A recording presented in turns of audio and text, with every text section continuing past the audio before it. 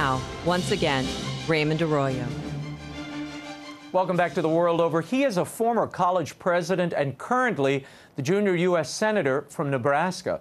Elected 1 year ago, he marked the occasion by delivering his maiden speech on the Senate floor, a real barn burner. He lamented the partisanship and dysfunction that has overtaken D.C.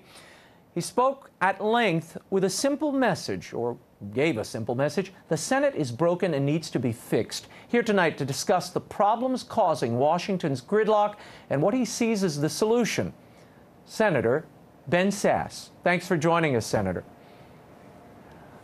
Raymond, thank you for the invitation. I want to play people a little bit of this and then discuss it. This is just a taste of that first speech you offered to the Senate floor. Listen. If I can be brutally honest for a moment, I'm home basically every weekend, and what I hear every weekend, I think, is the same things most all of you hear every weekend, which is some version of this: a pox on both parties and on all of your houses. We don't believe that the politicians are really even trying to solve the great problems that we face. So, Senator, why is the Congress, the U.S. Senate, incapable of addressing these generational crises? You know, Raymond, I think that the government can only accomplish limited things in the world. What's meaningful in life is mostly your family and your faith and your local community and your workplace. But Washington has some really important responsibilities to create a framework for ordered liberty. And right now, we don't even have a venue in which the great debates happen about the challenges for the next generation. And there are a lot of sources of that problem, but there's no better illustration of it than how vacuous and empty the debates are in the U.S. Senate. It's just simplistic, reductionistic, short-term, shirts versus skins, Democrats versus Republicans screaming exercises, and we're not even talking about big issues. At another point in your speech, Senator, you said the people despise us, and they just have lost faith in this very important constitutionally mandated body. What is the solution? Well, the solution has to start with people who serve in government believing that the project and that our responsibilities are bigger than ourselves and they're bigger than our re-elections. You need to have people in this system, this Madisonian structure of government, the system of checks and balances, of which the Senate was really thought to be the gem. You need to have people who serve in this context who believe in citizen legislating, where you come and you serve for a time and then you're willing to go back home. And at some point, certain issues that are really hard may not be popular in the short term, and you need to be willing to lose. You need to be for things that are big enough that your own re-election is not your primary concern. And right now it's so easy for people to reduce everything to short-term screaming matches between the two political parties. I want to be clear, this is not a mere call for more civility. I'm for more civility, but what I'm really for is more substance, and we don't do a lot of substance around here. And how toxic is the environment there, Senator Sasse? I mean, you're a fairly recent transplant there. How toxic is it, and why is there this inertia and this kind of battle bowl every day? It's almost schizophrenic how different two environments are. And I'll name these environments: the places where the cameras are, which is almost everywhere, and the places where the cameras are not. And you're right, I'm totally new to this. I'm a 43-year-old former college president, have never been in politics before, so I'm a genuine newbie. There are only two of us out of the 100 people in the U.S. Senate who've never run for anything until now. David Perdue, a freshman senator from Georgia, former corporate CEO, he and I are the only two guys who are new to this. And what's telling, what's fairly stunning, is that in private, there's actually a great deal of human affection around here. These 100 people are mostly kind and well-meaning people, and nobody thinks that people in the other party are wicked or stupid or bribed when we're in private. But in public, people are willing to pretend that fighting about the pay-fors on a 5-month highway bill versus a 3-year highway bill, this is good versus evil. There's sort of Manichaean black and white stuff that has to come out about who's on the side of righteousness and who's wicked, and we're not even dealing with the grand generational challenges. And I think there are habits in the U.S. Senate where the short-termism of the soundbite culture have invaded this institution that would just make our founders turn over in their graves if they saw this situation, because the Senate was supposed to be the antidote to short-termism. It doesn't seem to be getting better. A week after a big budget deal, Senate Democrats have blocked the defense spending bill because they want it to be part of one omnibus, okay? The Dems are worried that a standalone defense bill will strengthen the GOP and you will renege on some of the promises you made about the budget. How do you solve this? How do you get past this?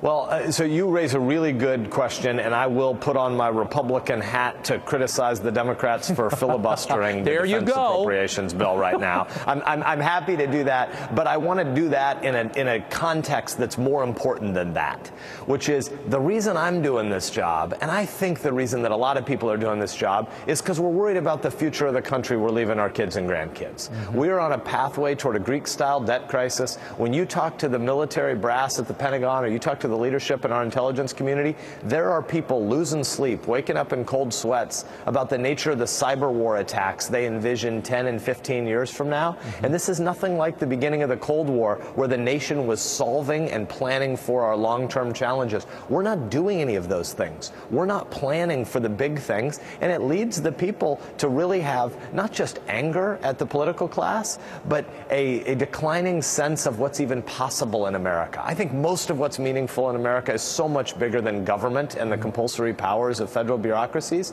But Washington should be building a framework for ordered liberty, and I think you have to start by talking about it, and that's what I've been trying to do this week on my one-year anniversary of my election. Senator Sasse, you were a Health and Human Services official in the Bush administration. What to do with Obamacare at this point? Presidential candidates in your own party are calling for a repeal and a replace. Replace with what? Yeah, great question. Too often right now, we give the American people two terrible choices. The Democrats are very often for anything that continues to grow government. There's always a big government, one-size-fits-all approach to almost every problem. And the Republican Party that I'm a part of too often is about no solutions. And so we have big government solutions pitted against no solutions. Those are both bad choices. But what we've seen in the American electorate in 2008 and 2012 is that much of the time, one bad idea still trumps no ideas at all. We need a Republican Party that is for repeal and replace, and we need to explain what replace looks like. I think we should be looking at a system that tries to put patients first and tries to make sure we're safeguarding civil liberties, religious liberty. The First Amendment is the core of the American creed and the American identity, and we don't need a government at the center that tries to define every problem and solve every problem in a one-size-fits-all way. And so we need something that puts patients first and tries to figure out what the social safety net that we need is. And there are things that we need, but we should start by a data-based understanding of this problem. I won't bore you with all the details about then Senator Clinton and Senator Obama's fights in 2008 about whether or not there were 45 or 47 million uninsured people. Right. But the really important point is 80 million people go through a period of uninsurance every year. Only 3 to 4 million of those people are medically uninsurable. So we could handle the safety net issues around 1.5% of the population without taking over the healthcare system entirely from federal bureaucrats in Washington. Very quickly, aside from the courts, you mentioned religious liberty infringements of Obamacare. Aside from the courts, what redress do businesses and individuals and religious organizations like the Little Sisters of the Poor, what do they have besides the courts? Yeah. Well, right now, we do have a federal government in the legislature in the way that Obamacare was passed on Christmas Eve of 2009 and then spring of 2010, and then even more, the executive branch in the way they continually write and rewrite the law.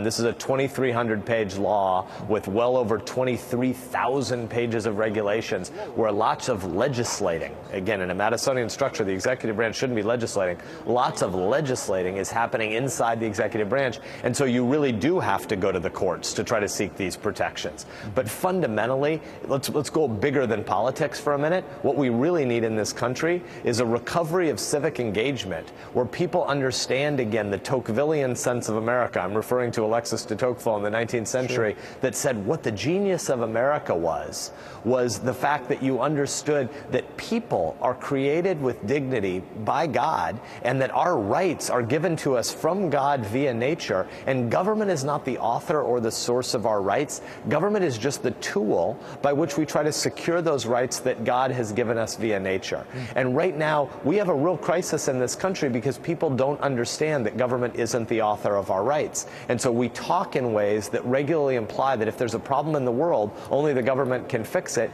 and government could give you a carve-out or could give you a right or could give you an exception on your religious liberty scruples, though those things are supposedly odd and bizarre. No, the core of the American idea is that people are created to be free to worship and to be raising their kids in a way that honors their God and tries to live out a life of gratitude. And so we need a recovery of civic engagement because the checks and balances of the American system, important though they are, and though we need the judiciary to stand by the First Amendment rights of everybody who has their conscience offended by some of the things that they're forced to subsidize against their will. But as President Reagan said, government's checks and balances are never strong enough to last from generation to generation if the people themselves haven't passed on the meaning of America to the next generation. And that's the nature of the crisis we face. Senator Ben Sasse, before I let you go, you voted for fast-track authority, which essentially allowed the president to unilaterally negotiate these trade pacts.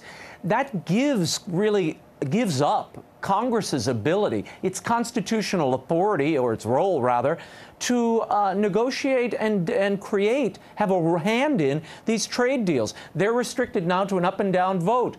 Isn't that giving away the constitutional role that you're arguing for in your speech?